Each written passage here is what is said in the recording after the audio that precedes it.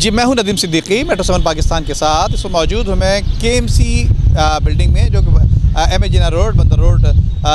میں جو مرکزی بلڈنگ ہے بلدیہ عظمیٰ کراچی کی وہاں اس کے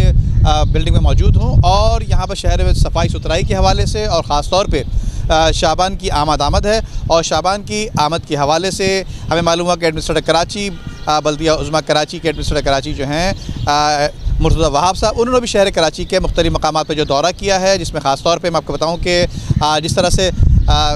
ڈسٹرکٹ سینٹرل میں تعمیر و ترقی کے حوالے سے جو سڑکوں کی تعمیرات ہیں ان کے حوالے سے بھی جو ہے وہاں پہ کام کا معائنہ کیا ہے اور اس کے ساتھ ساتھ جو دیگر قبرستانہ ہیں قبرستان میں جو لوگ موجود تھے قبرستان میں صفائی ستھرائی کے حوالے سے یقیناً شعبان میں لوگوں کی آمد و رفت کی تعداد میں اضافہ ہو جایا کرتا ہے اسی حوالے سے خاص طور پہ KMC بلڈنگ میں آئی کچھ لوگوں سے بات بھی کریں گے کہ صفائی ستھرائی کے حوالے سے جو افسر آئی بات کرتے ہیں کہ کوئی افسر اگر مل جاتا ہے تو اس سے بات کرنے کی کوشش کریں گے. آئیے. مرشد صاحب نے شہر کراچی میں جو ہے کافی علاقوں کا دورہ کیا ہے جہاں سڑکیں وغیرہ بن رہی ہیں اور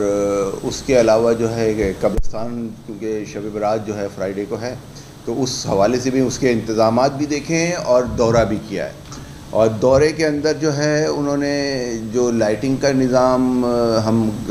ہمیشہ جو جس طریقے سے کیا جاتا ہے اس کو بہتر کرنے کے لیے انسٹرکشن کچھ پاس کی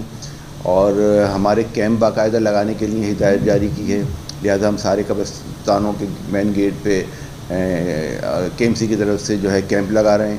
جہاں پر جو زائرین جو آئیں گے وہاں پہ فاتحہ خوانی کے لیے ان کے لیے پانی وغیرہ کا انتظام کیا جائے گا. کل سے جو ہے وہ فمیگیشن ہوگی جو کہ تمام گریوی یارڈس میں ہوگی. اس کے علاوہ جو ہے جو شب برات والا دن ہوگا اس دن جو ہے خوشبو کا اسپرے بھی دن میں ہوتا رہے گا اور صفائی ستھرائی کا کام جو ہے بڑی تیزی سے جاری ہے. لائٹنگ کا کام بڑی تیزی سے جاری ہے. دیکھیں ہمارے جو ملیریا کلی ہیں وہ پورے شہر میں جو ہے وہ چینلائزیشن کا کام کر رہے ہیں اور ڈی گراسنگ کا کام کر رہے ہیں.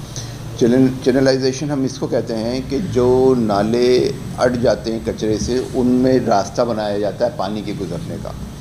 اور جہاں گھاس اگ جاتی ہے نالوں پہ ان کو بھی ہم ریموو کرتے ہیں تاکہ وہاں پر کوئی مچھر کا افزائش نہ ہو سکے. اصل میں جو مادہ مچھر ہوتی ہے نا وہ ٹھہرے ہوئے پانی پہ ہی انڈے دیتی ہے اور وہ سینکڑوں کی تعداد میں دیتی ہے. تو جب پانی چل رہا ہوتا ہے نالوں کے اندر تو مچھر کی افزائش نہیں ہو پاتی. تو یہ تقریباً 8-9 سال بعد یہ کام اب شروع ہوا ہے مرتضی وہاب صاحب کی ہدایت پہ اور ہم مختلف